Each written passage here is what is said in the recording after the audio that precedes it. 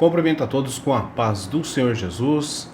Muito obrigado a você que chegou aqui neste vídeo, no canal Thiago Lima EBD, um vídeo que nós vamos estar falando da aula de número 10, a lição de número 10 da Escola Dominical, da Revista dos Adultos. E o tema da nossa lição de hoje é Paulo e seu amor pela igreja. Se você está chegando aqui pela primeira vez, peço que deixe seu like também, se inscreva no canal, tá bom? Por que deixar o like e se inscrever? A gente tem postado aqui toda semana um vídeo com a referente à aula da semana, tá bom? Da Escola Dominical. E com certeza você vai me ajudar a estar aí crescendo o canal e com certeza esse vídeo chegando a mais pessoas, tá certo? Muito bem, então vamos à aula. Nossa lição de número 10 da Revista dos Adultos, e nós vamos falar Paulo e seu amor pela igreja. Texto áureo, porque o amor de Cristo nos constrange. 2 Coríntios, capítulo 5, verso 14, parte A. Verdade prática, o amor cristão não é o sentimento egoísta, mas o sacrifício dos próprios desejos para o bem dos outros. O objetivo geral da nossa lição está assim: compreender o amor pela igreja. Tá certo? Nossos capítulos e objetivos específicos, eles se encontram de que maneira? O capítulo 1, o amor de Paulo pela igreja, e o nosso objetivo específico é destacar o amor de Paulo pela igreja. O capítulo 2 é o amor e fé na igreja, e o nosso objetivo específico é relacionar o amor com a fé na igreja. E o capítulo 3, as 3 virtudes na igreja de Tessalônica: fé, amor e esperança. E o nosso objetivo específico é elencar as 3 virtudes na igreja de Tessalônica: fé, amor e esperança. Muito bem. Nossa leitura bíblica em classe está em 1 Tessalonicenses, capítulo 1, do versículo 1 ao 10. E, como todos sabem, nós não fazemos a leitura para que não fique muito extenso a aula, né? Mesmo que a gente tenta aqui não deixar tão extenso, infelizmente fica, mas é bom. Infelizmente, mas é bom, estranho, né?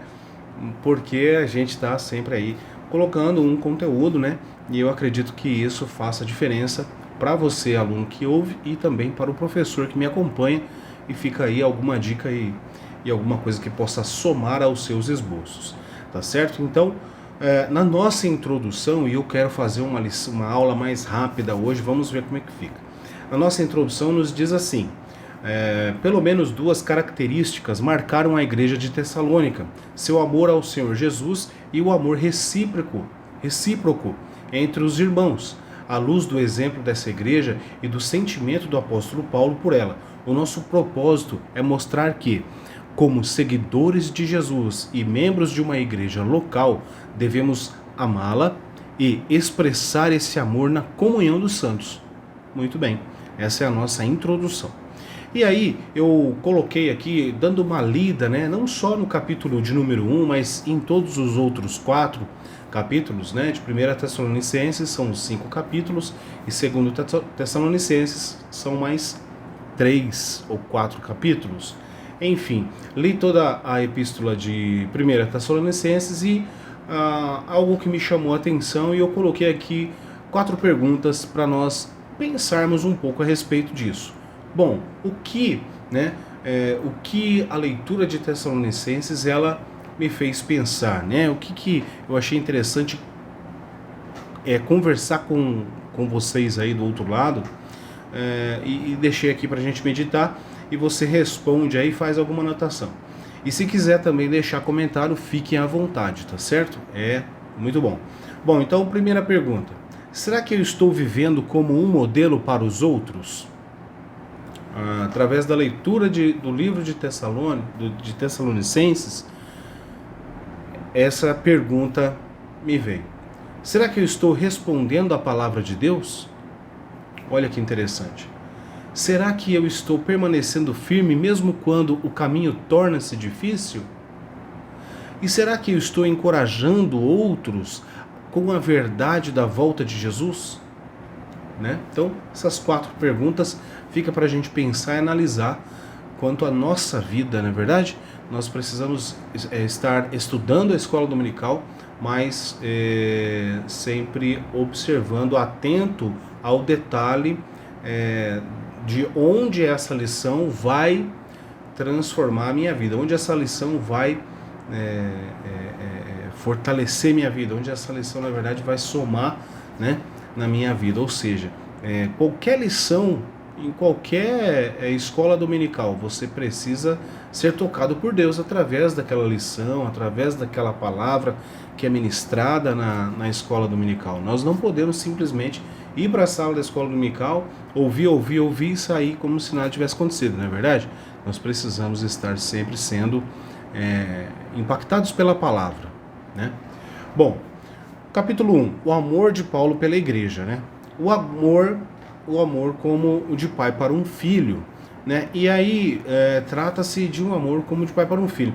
E veja que o apóstolo Paulo, né, o apóstolo diz a respeito dos coríntios, porque ainda que vocês tivessem milhares de instrutores em Cristo, não teriam muitos pais, pois eu gerei vocês em Cristo Jesus, pelo Evangelho. 1 Coríntios 4,15.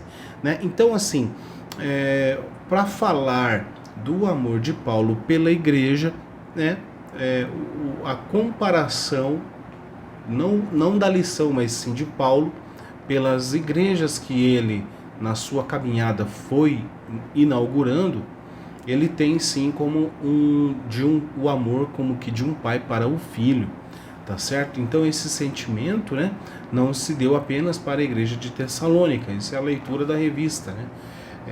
Paulo plantou igrejas pelo mundo afora, né? O mundo gentílico afora.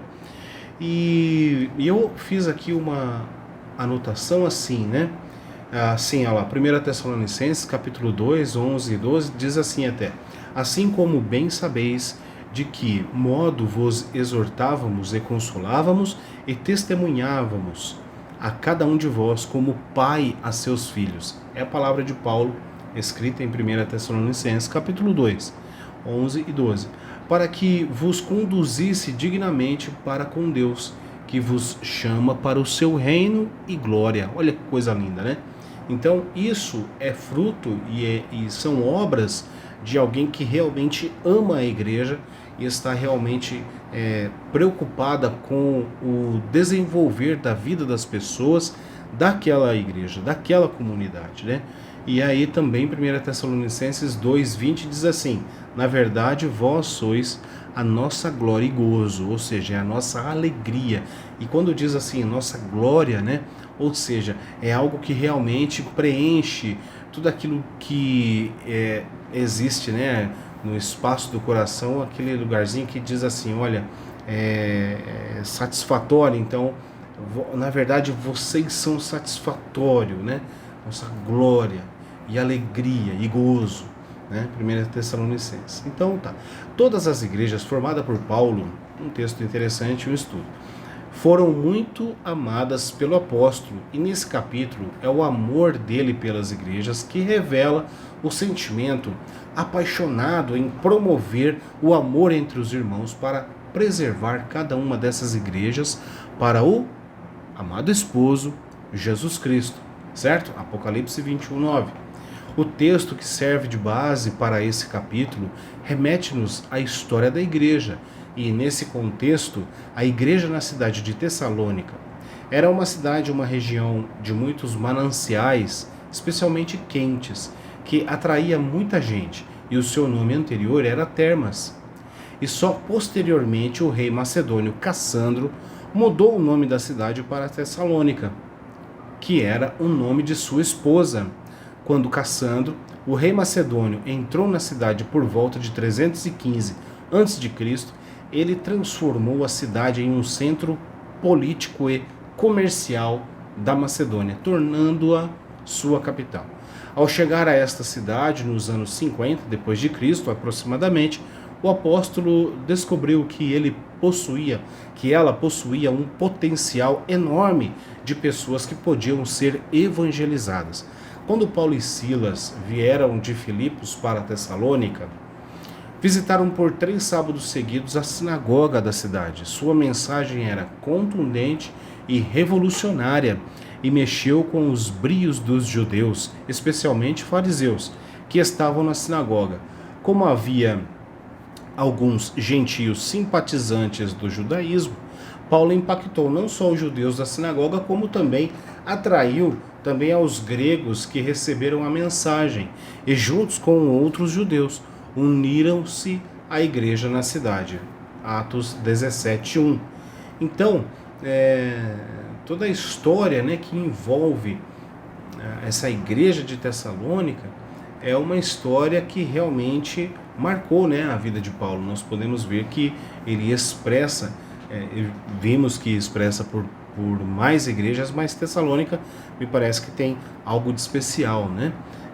É uma igreja que ele amou tudo, ele se dedicou, ele disse isso em suas cartas, assim como em outras, porém, me parece que pelo resultado que ela ofereceu, que ela conseguiu dar, né? O fruto que ela conseguiu dar foi mais, vamos dizer assim, impactante para Paulo, né? Mas é algo de se pensar, né? A igreja em Tessalônica foi formada em meio à perseguição. Olha só, quando as coisas são formadas em perseguição, quando você talvez não tenha aquele dia bom, né?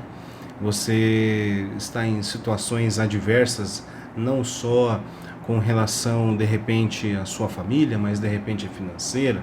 De repente não é nem na família, nem financeira, mas é lá na igreja, né? De repente não é nada disso, mas sim lá no trabalho. De repente é com o vizinho, não sei.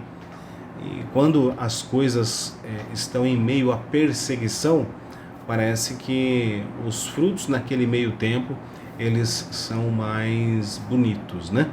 E Paulo teve que sair da cidade por causa disso. Mais tarde ele escreveu à igreja, encorajando aqueles cristãos a não desanimar por conta das aflições, mas a permanecer firmes na fé. 1 Tessalônica, verso 3 e 4. Paulo passou a amar aquela igreja com amor profundo, pois, para ele, a igreja em Tessalônica tornou-se uma comunidade especial, mesmo sendo perseguida pelos oponentes judeus que rejeitavam a sua mensagem. A característica que marcou essa igreja era o amor do Senhor Jesus e algo recíproco, né? E o amor recíproco entre aqueles cristãos. Então, o que marcou essa igreja foi isso. Então, eu acredito que, de forma geral, né, podemos dizer que o resultado que aqueles irmãos obtiveram no final, ou obtiveram depois da perseguição, depois da saída de Paulo, enfim, de todo o processo em que ela foi formada, né, em meio a lutas, a dificuldades, são aquelas situações onde o fruto depois ele fica mais bonito, né? Bom, algumas referências quanto a isso que a gente está falando, olha só, sempre damos graças a Deus por vós todos, fazendo menção de vós em nossas orações, lembrando-nos sem cessar da vossa fé no trabalho do amor e da paciência e da esperança em nosso Senhor Jesus Cristo, diante de nosso Deus e Pai. 1 Tessalonicenses, capítulo 1, verso 2 e 3, que faz parte da nossa leitura também. E vós fostes feitos nossos imitadores e do Senhor, recebendo a palavra em muita tribulação, com gozo do Espírito Santo. Olha, receber a palavra em muita tribulação, né? Realmente você percebe que esse momento é um momento especial e um momento de Deus na vida dessa pessoa, dessa igreja aqui, né? E interessante que termina o versículo assim, com gozo do Espírito Santo. Olha só, né? A alegria. Então, tudo que eles fizeram e tudo que Paulo fez para essa igreja em Tessalônica e depois tudo que aconteceu posteriormente a essa perseguição foi realmente de grande valia, né? Foi algo que o conquistou, né? Conquistou o coração aí do apóstolo Paulo. Ponto 2, o amor motivado pelo modo de viver o evangelho. E aí diz assim, 1 Tessalonicenses 1,6, e vós fostes feitos nossos imitadores do Senhor, recebendo a palavra com muita tribulação, com gozo do Espírito Santo. Acabei de falar esse versículo, né? O motivado pelo modo de viver o evangelho. Então, modo de viver o evangelho, né? Um dos elogios de Paulo aos Tessalonicenses foi a respeito do modo como eles receberam a palavra e sua prática em coerência com o ensino recebido, tá certo? Os cristãos de Tessalônica eram o objeto do amor do apóstolo, pois neles ele via o fruto do seu ministério, né? E os versículos 5 e 10 da nossa leitura bíblica eles mostram isso, né, que a gente já vem falando aqui. Muito bem, olha só. Ponto 3. O amor deve nortear a nossa vida na igreja local. Se o amor não nortear as coisas na nossa vida, você não vai ter norte nenhum para seguir, tá certo? Porque tudo que você faz na igreja local, você faz por amor. Se você não faz por amor, porque você quer louvar a Deus através daquele trabalho, daquela função, daquele cargo que você tem, né, a qual Deus te deu e tem te dado ali a oportunidade de exercer. Se você não fizer com amor isso, você não consegue fazer, tá certo? Talvez até por um tempo, mas depois a pessoa, como a pessoa não faz aquilo de coração, quando a pessoa não faz aquilo realmente para louvar a Deus e com o intuito de acrescentar à igreja a vida, né, a vivência entre os irmãos ali, ela não fica muito tempo, né? Ela acaba saindo, acontece alguma coisa que acaba a pessoa não continuando isso, né? E é interessante ver isso, porque as pessoas que fazem com amor as coisas para Deus, que realmente se dedicam, elas estão sempre ativas, né? Você não vê ela simplesmente, daqui a pouco está lá no banco sentado, sem querer fazer nada, emburrado ou qualquer coisa, né? Pessoas que fazem a obra de Deus com alegria, elas são contínuas, né? E o amor é o que norteia isso, o amor pelo Senhor, o amor a Deus, né? Então, num tempo em que muitos vivem de criticar a igreja local, é hora de demonstrar o amor pela igreja em que congregamos. Esse é o lugar que Deus nos plantou e as pessoas, infelizmente, esquecem e banalizam essa questão, onde Deus nos plantou. Eu hoje sou, né, diácono na Igreja Assembleia de Deus, aqui da cidade de Ribeirão Preto, uma bênção, uma igreja, e a DERP, mas foi onde Deus me plantou, porque eu não aceitei a Jesus e nem me batizei na Igreja Assembleia de Deus, foi em outra igreja. Mas Deus me colocou nesse lugar. Olha, é interessante, né? Como que Deus faz certas coisas. E nós não podemos, né? A aula passada nós falamos a respeito das pessoas que menosprezam o lugar de onde veio, né? Menosprezam o lugar de onde veio ou querem esquecer, né? Pensando que querendo passar uma mensagem de que não veio de tal lugar. Nós não podemos esquecer de onde nós viemos, porque foi de lá que Deus nos tirou, né? E até com Davi, né? Davi, em um certo momento, eu não me lembro a passagem aqui, mas Deus fala, né? Eu não sei se foi Deus ou se foi Deus que falou isso.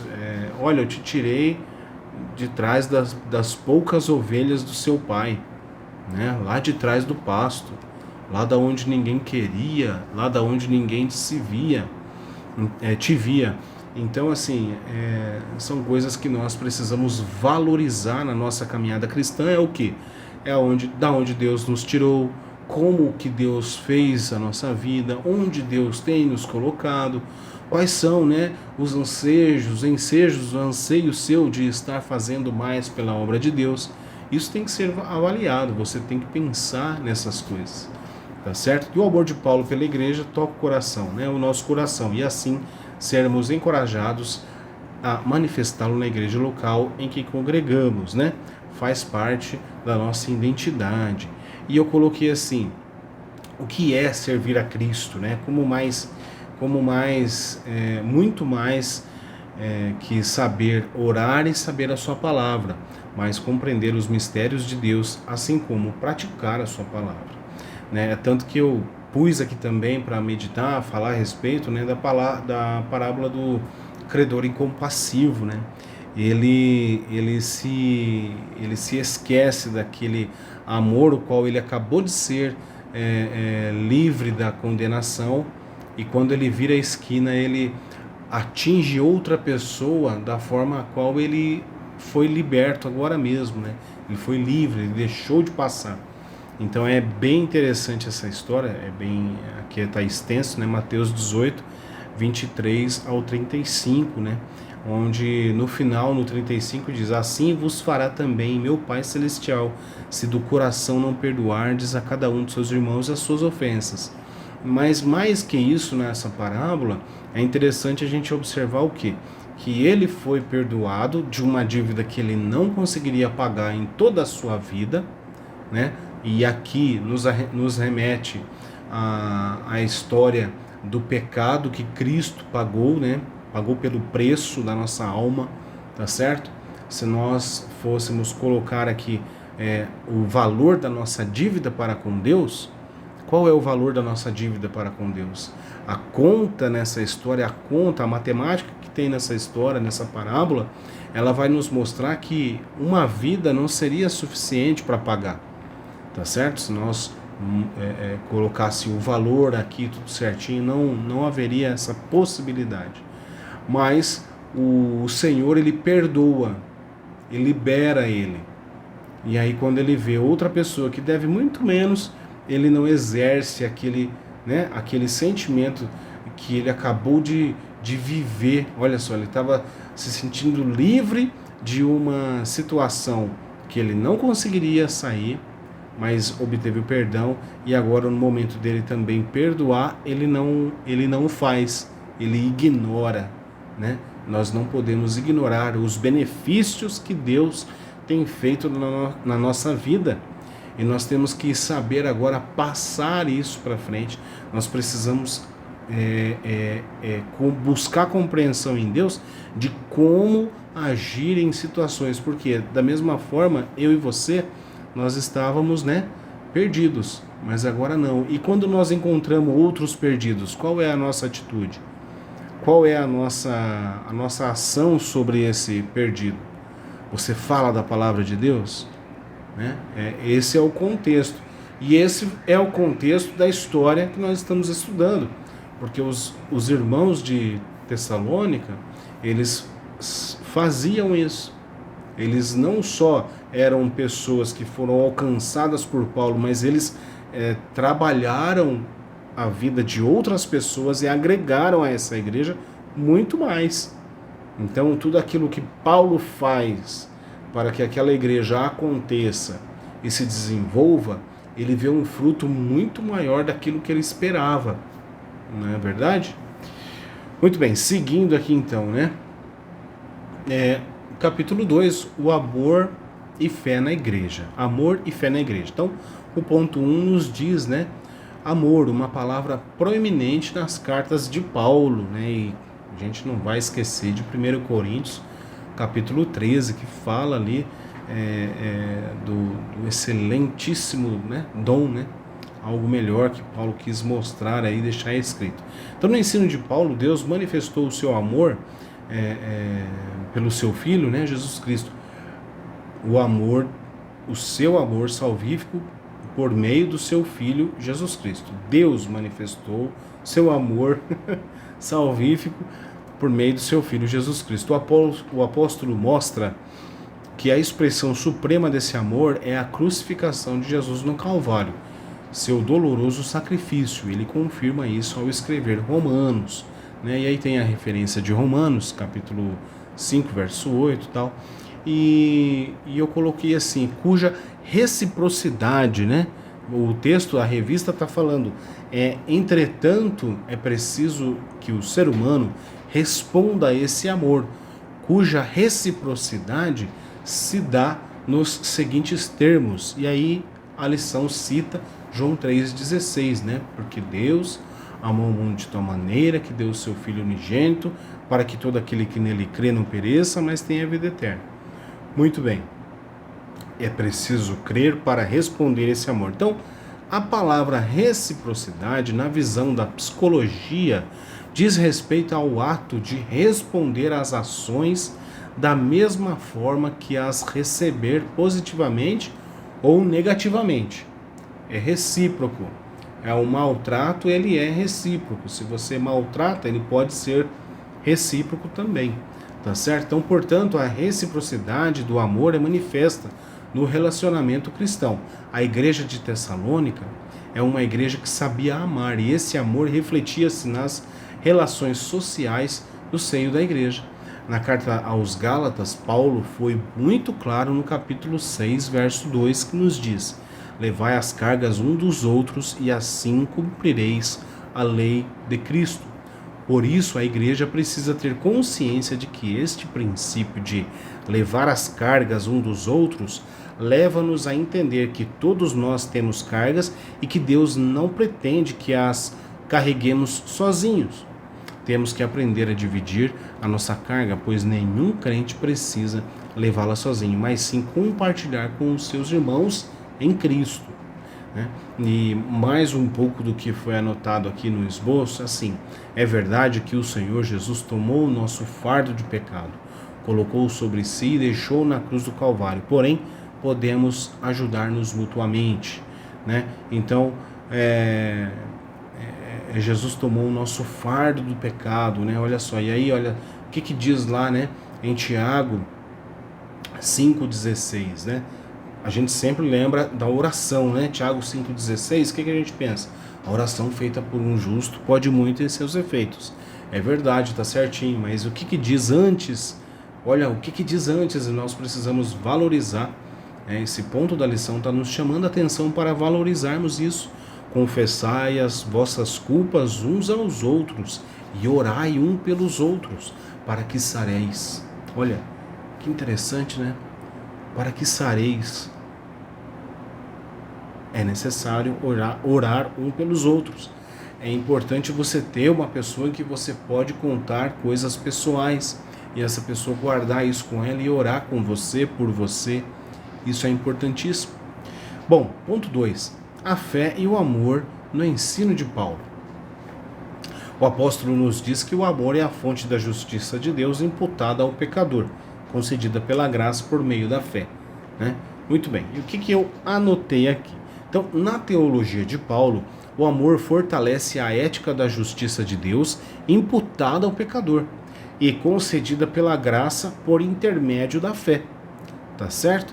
Então, nesse aspecto da teologia cristã, Paulo faz entender que há uma correlação necessária entre a fé de Cristo e o amor pelos outros.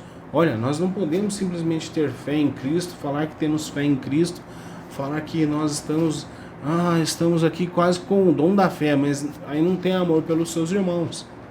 É a mesma coisa quando você pergunta para qualquer um aí na rua, você acredita em Deus? Eu acredito sim. Tudo bem, mas que fé que é essa? Que acreditar que é esse? Não é verdade? A Bíblia diz que os demônios também creem e até estremecem, muito mais do que aquele que você perguntou na rua, mas o viver aquilo, viver essa fé. A fé que o nosso Senhor nos dá, a fé que o Senhor Jesus nos concede através da sua palavra, através do Espírito Santo, ela precisa ser uma fé que tenha frutos, obras, frutos, é tudo relacionado. Então é importante, olha só, esse aspecto da teologia cristã, Paulo faz entender que há uma correlação necessária entre a fé em Cristo e o amor pelos outros. O único débito interminável que todos nós temos como crentes em Cristo é o amor recíproco, que devemos ter um para com os outros. E nós vemos isso nitidamente em Romanos, capítulo 13, verso 8, que diz assim: a ninguém devais coisa alguma, a não ser o amor com que vos ameis uns aos outros. Olha, porque quem ama os outros cumpriu a lei. Não, a ninguém devais coisa alguma, a não ser o amor com que vos ameis uns aos outros, porque quem ama os outros cumpriu a lei. Importante se desenvolver, Importante se desenvolver nisso, tá bom?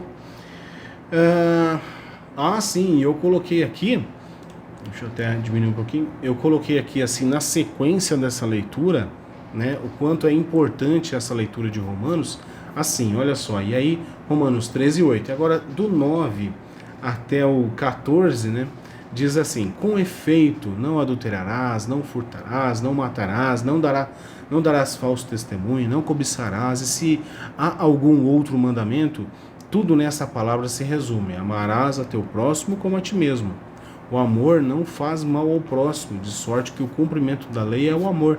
E digo isto, conhecendo o tempo, que já é hora de despertarmos do sono, porque a nossa salvação está agora mais perto de nós do que quando aceitamos a fé. A noite é passada e o dia é chegado. Rejeitemos, pois, as obras das trevas e vistamo-nos das armas da luz. Andemos honestamente como de dia, não em glutonarias, nem em bebedeiras, nem em desonestidades, nem em dissoluções, nem em contendas e inveja, mas revesti-vos do Senhor Jesus Cristo, e não tenhais cuidado da carne e suas concupiscências. Romanos 13, tá bom? Aí você vai lá, lê, medita, anota, e Deus com certeza vai falando ao seu coração. E eu coloquei assim, pitadas bíblicas, né, com relação ao amor para com o próximo, para com os irmãos, né? Amai-vos cordialmente uns aos outros com amor fraternal, preferindo-vos em honra uns aos outros. Romanos 12:10. E dele temos nesse mandamento, que quem ama a Deus, ame também a seu irmão. 1 João 4:21. Quanto, porém, ao amor fraternal, não necessitais de que vos escreva, isto que vós mesmos estáis instruídos por Deus, que vos ameis uns aos outros. Olha que interessante. Essa leitura é 1 Tessalonicenses 4:9. É já o efeito, Paulo falando do efeito que eles estavam vivendo.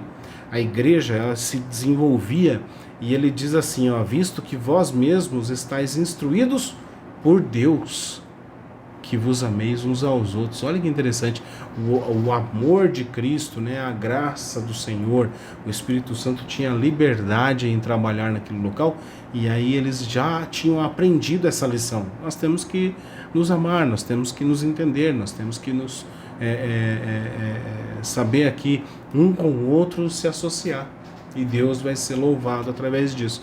E aí 1 Pedro 1:22, para terminar: purificando as vossas almas pelo Espírito na obediência à verdade, para o amor fraternal, não fingido. Amai-vos ardentemente uns aos outros com um coração puro. Difícil a Bíblia, né? Mas Deus nos dá graça. Por mais que seja difícil nós estarmos pegando esse versículo e trazendo para nós, é necessário, e o Espírito Santo nos capacita. O Espírito Santo, ele nos ajuda a caminhar a nossa caminhada de fé, tá bom? Não se esqueça disso. Por mais que aquilo te incomode, que por mais que seja como que um espinhozinho, uma pedrinha lá no sapato, você precisa entender que Deus quer transformar a nossa vida a cada dia. E a cada dia é melhor, e mais. Cada dia melhor, cada dia mais, tá bom? Ponto 3 do capítulo 2, a dimensão prática do amor na igreja. No ministério de Paulo, o amor tem um caráter prático e de acordo com o ensino do nosso Senhor, principalmente conforme apresentado na parábola do bom samaritano, né? Então, a questão da prática agora, entender o que é o amor, viver o tal do amor, exercer isso, né? E tal, legal. Mas e aí a prática, né? Como é que é o tal do exercer isso? Como é que fica? Um exemplo ficou aí com a parábola do bom samaritano, que na verdade a parábola do samaritano, né? O amor se manifesta na atitude concreta em relação ao outro, num contexto em que nós costumamos denominar o amor como algo abstrato, certo?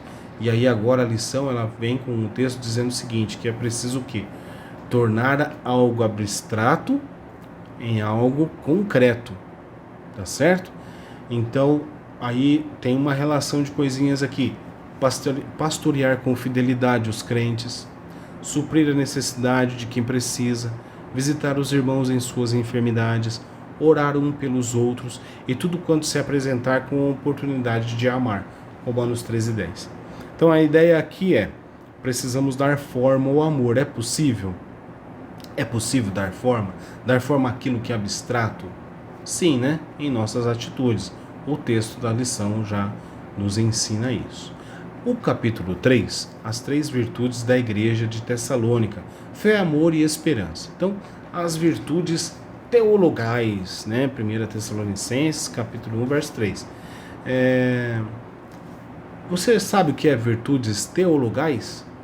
Virtudes teologais. O texto da revista diz assim: veja que o apóstolo Paulo diz em sua oração, lembrando-nos sem cessar da obra da vossa fé, do trabalho e do amor, da paciência, da esperança em nosso Senhor Jesus Cristo, diante de nosso Deus e Pai. Aos Coríntios, Paulo escreveu: agora, pois, permanecem a fé, a esperança e o amor, e esses 3, mas o amor desses, o maior desses é o amor. Assim, as 3 virtudes se formam uma tríade especial nos ensinos de Paulo. São a fé, o amor e a esperança, né? Então, tais virtudes devem praticar a vida, devem participar da vida da igreja local. Então, virtudes teologais, né? O que são virtudes teologais, né? E quais são elas? Então, as virtudes teologais, como o nome indica, são as virtudes que nos fazem agir bem em relação a Deus. Elas são essencialmente sobrenaturais, pois além de serem dons divinos, elas se dirigem a Deus nos seus atos. E isso deve nos levar a agradecer muito a Deus. Então, da obra da vossa fé, do trabalho, do amor e da paciência, da esperança, tá certo? Virtudes teologais: amor, fé e esperança. Essas são virtudes teologais. As virtudes essenciais e indispensáveis à doutrina cristã, sem as quais nenhuma teologia seria possível, pois toda a história da salvação acha-se baseada: 1. No amor que Deus revelou à humanidade através do seu unigênito. 2. Na fé com que o homem recebe esse amor, tendo sempre como base os méritos do sacrifício de Cristo. E 3. Na bem-aventurada e amorosa esperança com que a igreja aguarda a manifestação de Cristo. Muito bem. E aí o ponto 2, 3 e 4 vai falar, né, mais uma vez a respeito agora de cada uma das virtudes, né? A primeira, a virtude da fé. A fé se refere ao efeito prático que o apóstolo denomina de obra da fé, né? A virtude do amor.